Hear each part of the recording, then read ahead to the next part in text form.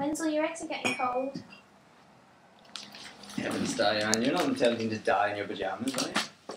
Wenzel, you really must stop with this nonsense. The world will not end this morning. Diane, you have been a wonderful wife, but you were never able to come to terms with your own mortality. Do you not remember what we went through with the millennium bug, or bird flu?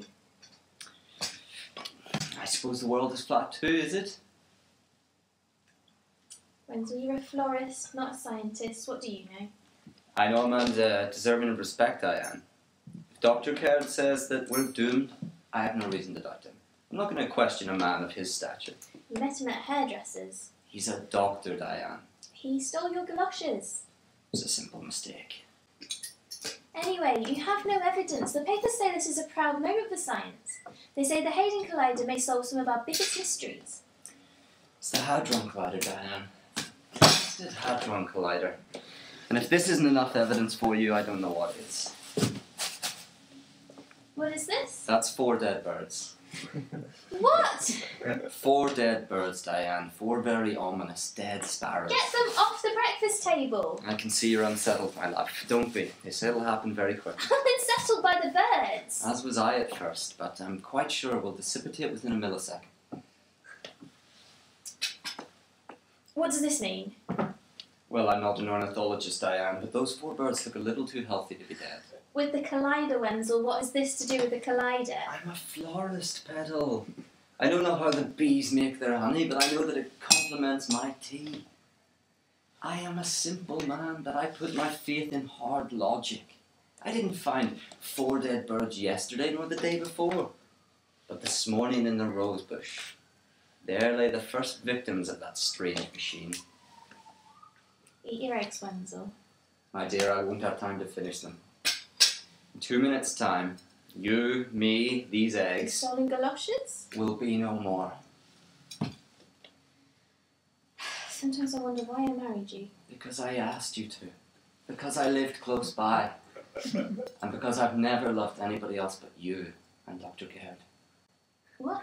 I love your unfaltering optimism. What about Dr. Goddard? You're able to stare fate in its cold, beady eyes and deny its very existence. You are an extraordinary girl. Quite extraordinary. I just don't know what to do anymore. Tell me about our wedding night, Diane. Tell me about that wondrous spring evening by the banks of the Rhine. Many years before man reached for the stars and fell from his prideful stepstool.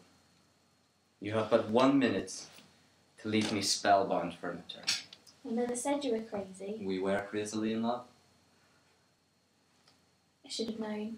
I should have known when you were scared of the geese for fear they were carrying flu. I should have known when you refused to invite Sally anywhere because her initials spelt SARS.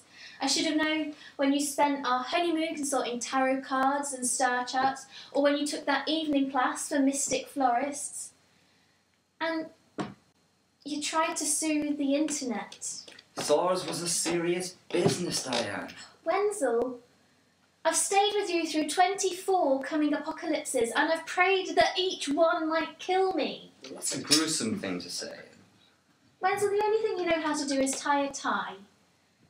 And I can't say that I even like you in a suit.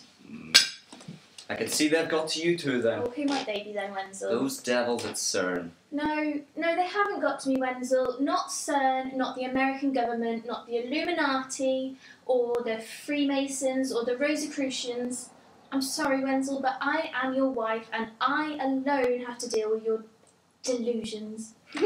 Delusions? Listen to her. Listen to yourself. Where is your sense of reason and logic? How do you want to go about explaining these 4 dead birds I found in the rose bush? That's not how logic works, Wenzel! What time is it? Well, either my watch is fast or we're already dead.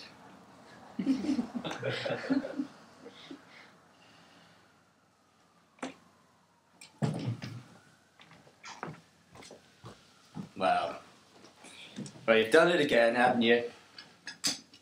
Spoiled another one of my last breakfasts.